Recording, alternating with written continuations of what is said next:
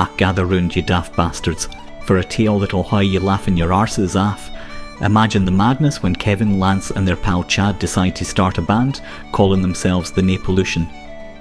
Chad, another of the biggest Egypts in Glenfinnan, brings his own brand of chaos to the mix, convinced he's the next rock legend. These numpties, convinced they're destined for stardom, plan a concert at the Glenfinnan Theatre, but with Old Dirty Jim heckling Faye the crowd and the ever-annoying Tamsin ready to steal the show, you can bet this night will be one to remember. Hold on to your hats, for this is the Legend of Naystock, the concert that went down in history as a hilarious disaster.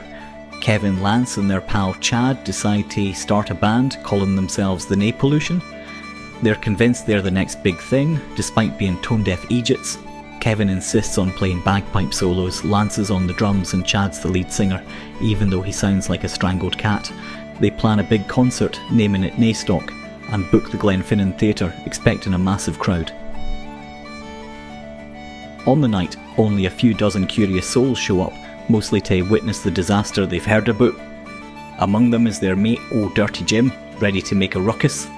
Kevin kicks off with a bagpipe solo that sounds like a dying cow. Lance tries to keep up on the drums, but he's out of sync, whacking the cymbals at random. Chad, bless him, is so nervous he starts puking over the mic, making a horrendous noise. The crowd starts booing and shouting, with Old Dirty Jim leading the heckling. "You call that music? My granny's farts sound better," he roars, making the audience laugh and jeer even louder. Kevin, in his infinite stupidity, thinks they're cheering him on.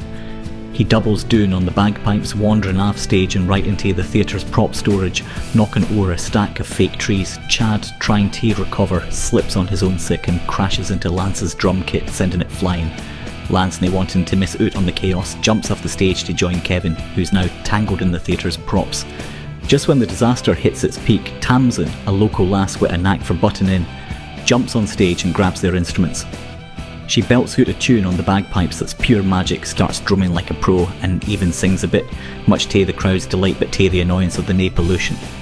The audience, who are ready to riot, start cheering and clapping for Tamsin. Old Dirty Jim, nae wanting to be outdone, starts shouting even louder. "Go home, Napollution, you've been replaced," he cackles, adding to the bedlam. The Napollution are left standing there like a bunch of numpties, their own show stolen right from under them by the ever-annoying Tamsin. The theatre manager steps in to stop the madness, but it's too late. Naystock goes down in history as the worst yet most memorable concert ever.